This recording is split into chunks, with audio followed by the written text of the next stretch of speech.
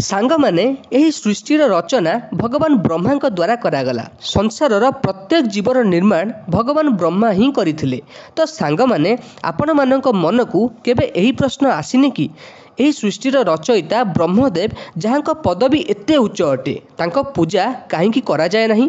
संपूर्ण विश्व रे भगवान ब्रह्मा केवल अल्प किछि मंदिर रहिछि, जेउथिरु केवल राजस्थान रो पुष्कर रे ब्रह्मदेव मंदिर सबुठारु प्राचीन एवं प्रसिद्ध अटे। एपरि काहींकी सांग माने आज एही वीडियो माध्यम रे जानिबा काहींकी भगवान ब्रह्मा पूजा करा जाए नहीं एवं काहींकी भगवान ब्रह्मा मंदिर आमे देखि पारंती नहीं। सांग माने ब्रह्मदेव ब्रह्मांडर सृष्टि भगवान ब्रह्मा द्वारा वेद ज्ञानर प्रचार हैला।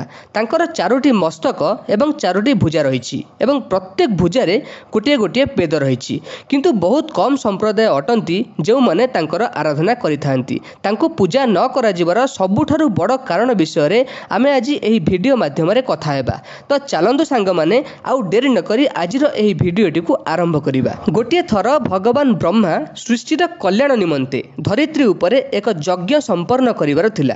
यज्ञ निमंते स्थान चयन करिया पई से तांको हाथ रे थिबा एक पद्म फूल को धरित्री को पठाइले। सेही पद्म फूलटी राजस्थान रा पुष्कर रे पड़िला। सेही पद्म फूलटी सेठारे पड़िबा द्वारा एक पोखरीर सृष्टि हैला एवं ब्रह्मदेव मध्य सेही जागाटी को यज्ञ निमंते बाछिले। किंतु यज्ञ निमंते भगवान ब्रह्मा पत्नी सरस्वती ठीक समय रे पहुंची पारिले नहीं। एही यज्ञ को संपूर्ण करिवा निमंते एक स्त्रीर आवश्यकता थिला।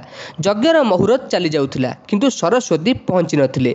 जदि यज्ञ ठीक समय रे संपन्न न होई परिबो तो एहार लाभ मिली पारि नथंता। सेथि पई भगवान ब्रह्मा अन्य एक स्त्री सह विवाह करिथिले, जहाँक नाम थिला गायत्री एवं यज्ञर काम आरंभ करिथिले। यज्ञ आरंभ हेबार किछि समय परे ही जेतेबेले माता सरस्वती पहुंची थिले, निज स्थान रे अन्य केउ स्त्री को देखि क्रोधित होई उठिले एवं भगवान ब्रह्मा को अभिशाप देले कि एही संपूर्ण पृथ्वी रे केउठी मध्य तुमर पूजा हेबो नहीं एवं केउ भी व्यक्ति तुमको पूजा समय रे मने पकाइबो नहीं।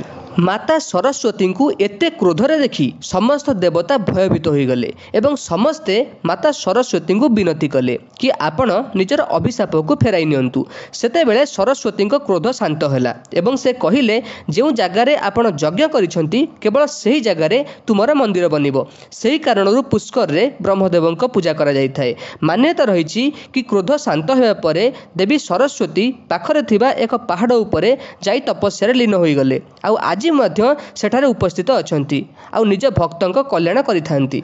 एठाकू आसी विवाहिता महिला माने निजर समृद्ध वैवाहिक जीवन पई मनोकामना करिथांती। भगवान ब्रह्मांक पुष्कर रे थिबा एही मंदिर बहुत प्रसिद्ध अटे एवं आजमेर आसुथिबा समस्त हिंदू पुष्कर रे ब्रह्मदेवंक मंदिर एवं सेठारे थिबा पुष्करिणीर दर्शन करिया पई अवश्य आसीथांती। सांग माने भगवान ब्रह्मांक मंदिर को नहीं आजिर एही वीडियो आपण माननकु भलो लागिथियो बोली आशा करे। जदि वीडियोटी भलो लागि थाए वीडियो को लाइक करी चैनल को सब्सक्राइब करने को अनुरोध। आज एतिकी सांग माने रहुची। नमस्कार, जय जगन्नाथ।